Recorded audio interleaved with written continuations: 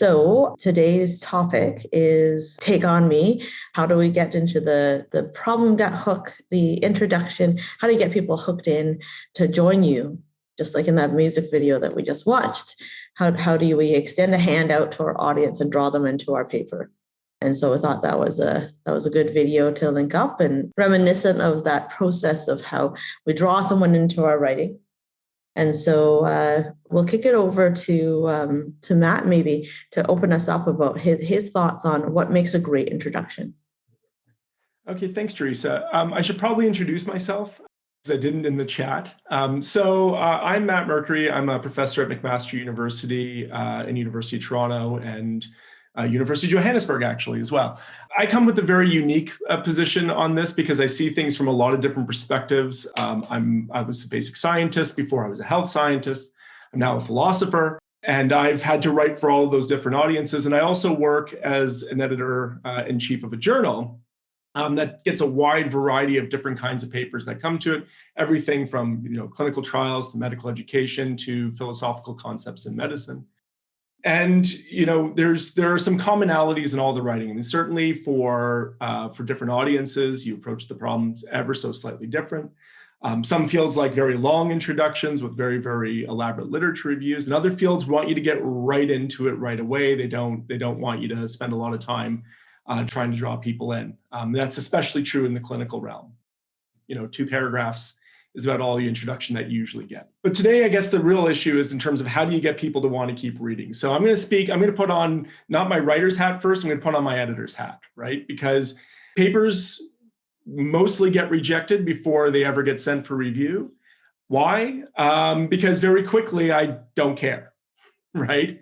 To put it bluntly, I read it and I say, hey, there's this other paper that seems like something I should care about. This one maybe is something I should care about, but you haven't made the case quick enough, and I don't have the time to try to figure that out. So the number one lesson is don't make your reader work for it, right? Don't make your reader work to try to figure out what it is you're trying to do and what it is you're trying to say. Now, another big mistake I think that a lot of writers get into, well, a big hole they get themselves into is they get a bunch of data and they say, I should write something, right? As opposed to, I have something I want to say right from the beginning of the conception of this project. And everything I do is about meeting the goal of what it is I'm trying to say, right? So what are people trying to say? People are trying to, make a, conceptual point, right? They're trying to make an argument. Some people are trying to, advance knowledge in some way, right? Some people are trying to challenge an idea. In all of these, what's really, really important is you want to articulate what it is that's the problem that should be interesting to your reader, right?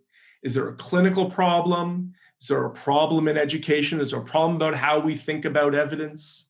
Is there a problem with, some sort of process in our healthcare system, right? Is this a problem that a lot of people have? So if you can very, very clearly articulate what that gap is, then the rest of it falls into place very nicely. So that's my elevator pitch. I don't want to dominate the conversation here, so I don't know if Elena and Teresa want to add anything before I keep going. Elena, do you have any thoughts? I think one of the things that hits home for me, Matt, is the idea of we often have data that we sit on and thinking we should tell a story about it because we did this work. And what was the point of collecting the data if we didn't plan to do something with it? And so I really like how you were positioning, thinking about what it is you want to say up front. So kind of going back to what was that research question that really drove you to collect that data? What was the problem that you were trying to solve? And thinking back to that conversation as a positioning for telling the story around the data, as opposed to trying to make a story out of the data after the fact. And I think that when you're starting your project, you kind of had the story, right? Like in your protocol and your grant, you kind of had a story as to why you did it. And so I do think that sometimes your introduction, if you're doing all the steps that you're taught in grad school instead of skipping any, you can actually cash in on that.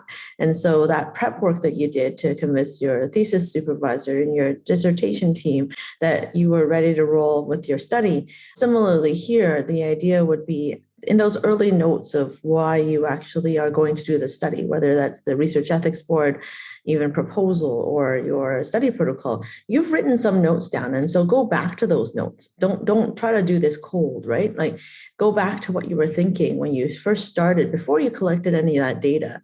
What is that story that you were telling people when you were selling them on why the project is important? Because that is largely the same story. And it seems like it's an old story for you, but it isn't for your audience. And so I think that you should have every license to go back to your original notes and then maybe add some foreshadowing, maybe add some of that, those glimpses of those Easter eggs that will reveal later on, that, the villain was, the guy in the red coat from the beginning all along, similar to the way that someone writes a fiction novel and a crime procedural show. Usually at some point there's this character that's introduced, and you're like, that's probably the murderer. Similarly here, you can foreshadow kind of your results and your thinking in your introduction, but largely the same problem, gap, and hook start out, right? So the same problem exists in the world probably by the time you're done the study than when you started. The gap is maybe that you have to refresh your lit review because it might have been a little while since you looked it up, and so a quick Google Scholar search will make sure that you're not missing anything big. And then the hook is the way that you sold that study to people when you were telling them that you were going to go and do the research, whether that's a grant or your research ethics proposal or your protocol. And sometimes those are all the same document. So I think that that's something to remember too, is that you've kind of written this already. I was going to say another thing that comes to mind that you were mentioning, Matt, is about how much time someone has to read your article, and that there's so much out there and time is limited, and to get to your point quickly.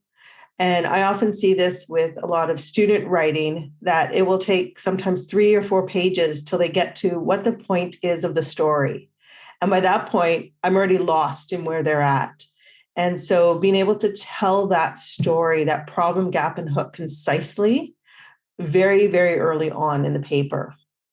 One of the things that I find very frustrating as a reader is this idea that, we'll give you an example. So a paper I see quite often is, adverse events from medications, right? And so say, well, we have these people who are taking too many medications. All right, okay, so you got me so far. Great, I understand that. I believe that to be an issue. And then they say, and there's lots of research that shows that pharmacists can do something about this. And I'm like, oh, that's great. Okay, I'm with you still, right? And then all of a sudden they say, but it's never been demonstrated in, Kuwait.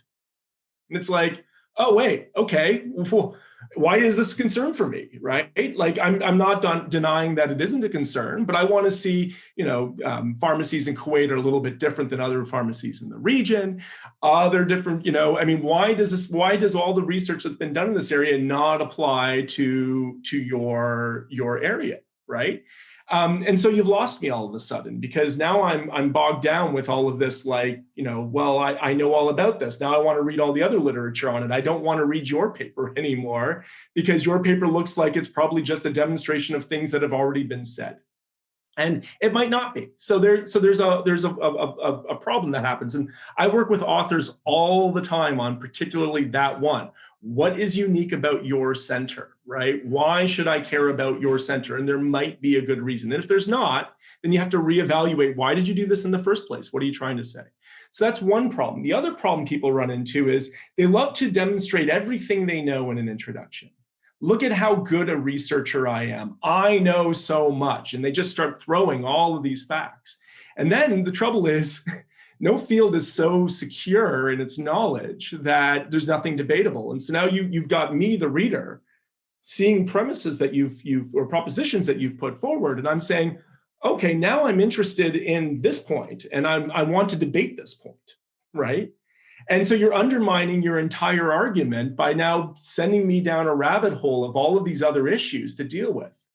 I mean, it's like a movie. I always talk about, what was good about the old Star Wars movies versus the new Star Wars movies, right? The old Star Wars movies never made me, debate what the Force was, or how things, spaceships can fly in space this way. Never made me debate these issues. New Star Wars films wanted to nest these things. Sorry, my dog has now come into the room. They want to nest these things and all of these, like, trying to explain away all of this stuff. And now I'm sitting there going, like, really? That's how it works? And now I'm bogged down with this idea instead of just enjoying a movie and falling into, the suspended disbelief, right? And so you really want to make sure that everything that you are saying in your paper is really helping your reader stay on the topic of the issue that you're trying to put forward, okay? Don't derail your reader, right? Keep them on track. And I think that brings to mind also, Matt, that sometimes we have so much data from a project that, we want to put it all in. We want to talk about all of it because it was all done. But, maybe the story really is what was, the gems or the real nuggets, and really focusing on that. And, some of the data may not get published, but the data that you do put in really helps to tell the story of the point that you're trying to get across. And, and also with the hook, it also, again, it's who you're trying to appeal to. So go back to the movie metaphor. You're trying to appeal to the teenage boy. You're trying to appeal to the young couple, right? Trying to appeal to the thinker, right? What are you trying to do? I get papers to my journal all the time that, because it's an international journal and it's got a wide variety of topics, where people are doing very local issues that might be really, really interesting to local people, but are not of interest to an international audience. And now you have to get readers, right? Reviewers or whoever, who are going to look at this and say, this does not draw me in at all, right? So this idea that this is another trap we get into in terms of setting the hook. Sometimes we forget about the interplay between what we're writing and who the audience is. A lot of people go after top-notch journals and just kind of work their way down the list, but they don't realize you need to keep changing the paper as you work your way down that list, because every single one of those journals has a completely different audience. If I write for the New England Journal of Medicine and then I switch to write for Circulation, for example, which is something that I had to do one time, New England Journal of Medicine did not care about the issue at all because it was a problem of cardiology, and it wasn't a wide enough problem of cardiology that family doctors would care, for example, right? Circulation, on the other hand, they were like, oh, this is more appropriate to our audience. Now, when I switched from New England Journal to Circulation, right, that paper eventually got published in the European Heart Journal, but same thing. When you switch that focus, right, I can leave things out when I'm talking to a general cardiology audience that I can't leave out when I'm trying to appeal to physicians of all kinds. And it's not just physicians of all kinds. It's also non-physicians read it. I'm not a physician. I read papers in general medical journals. I tend not to read discipline-specific journals, right? Because those journals have knowledge that is not really for me, right? So that's also part of your hook as well. And that brings it to, knowing who your audience is. I think about some of the papers that I've read, and, I've reflected on a lot of student papers that I've read and other papers where they're focusing on what they've done in their local context, which was very important to them, but may not appeal to a broader audience. And so really challenging you to think as you're writing, how does your story relate to a broader audience?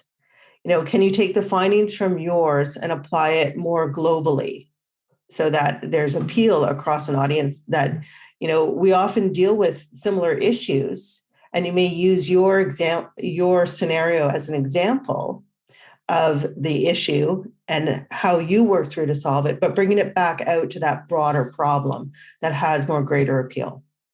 So I'll give you another one. So right now, everybody has read probably 1 million papers on COVID. We all have, right? Almost every paper I've read on COVID, or every paper that's sent to me on COVID, starts out the same way. COVID-19 first started out in China, or was first demonstrated in China, then by blah, blah, blah, and then a whole list of statistics, which are completely outdated by the time it gets through review, right? And we all know this. If you don't know that the COVID-19 pandemic is something that affects people's health, then you're not paying attention. That entire paragraph needs to be thrown away. It's not helpful to providing the context. All it's doing is distracting me from what it is that you're trying to say to me. It's papers about vaccine hesitancy. Okay, so if it's about vaccine hesitancy, just get right into it. You don't need to convince people that there are such a thing as pandemics, right? Or that infectious disease affects people. You want to talk about vaccine hesitancy. So, and it's interesting too, going back to the different people that you write for, philosophers really want you to get right into it, because philosophers all read all the philosophy papers. That's all they do all day. They don't have a clinical practice. They're not collecting data. They just read papers all day, right? Read papers and teach classes. So they don't want anyone to rehash a debate for them. They all know the debate. They just want to read where this one's going to advance. And so it's interesting too, what Teresa was saying, you hint at and you foreshadow. In philosophy, it's one of those fields where you don't do that. It was a real hard lesson for me. People don't like a mystery novel in philosophy. Right? They want to be told right away, this is what I'm going to argue, and then argue it. Medicine doesn't want that, right? Medicine wants, here's an articulation of the problem, here's the gap that I'm solving, and then I know where in the paper, because they're very structured, to look for the answers, to look for the where's the murder weapon? Well, it's in the methods section, right? Where's my alibi? Well, that's going to be in my discussion, right? I know where to look for those things. So again, this really gets down to understanding your own field and how to draw people in. And when you're immersed in the literature, so this is, I think, another mistake that people make. They don't get immersed in the literature. They don't really understand what they're talking about. Sometimes someone hands them data. Sometimes they're helping out with another project. It's not really their area. And medicine will deal with this a lot because people get drawn into projects all the time, right? Where you're looking at all of this stuff and you're saying, what's the real contribution here? And unless you can, and if you can't identify what that real contribution is, as opposed to I'm trying to make, we talked about this earlier, trying to make something out of this, it loses the professional audience, right? And ultimately, that's who you need to impress, right? Peer review and journals. And I mean, again, we're talking about writing for journals. I'm assuming we're writing for journals here. We might not be. There's technical reports, there's internal reports. A lot of people work in medicine, they write government reports, right? But again, there's different techniques there. There's executive summaries and so on. But at the end of the day, everybody likes a good story. You're a storyteller,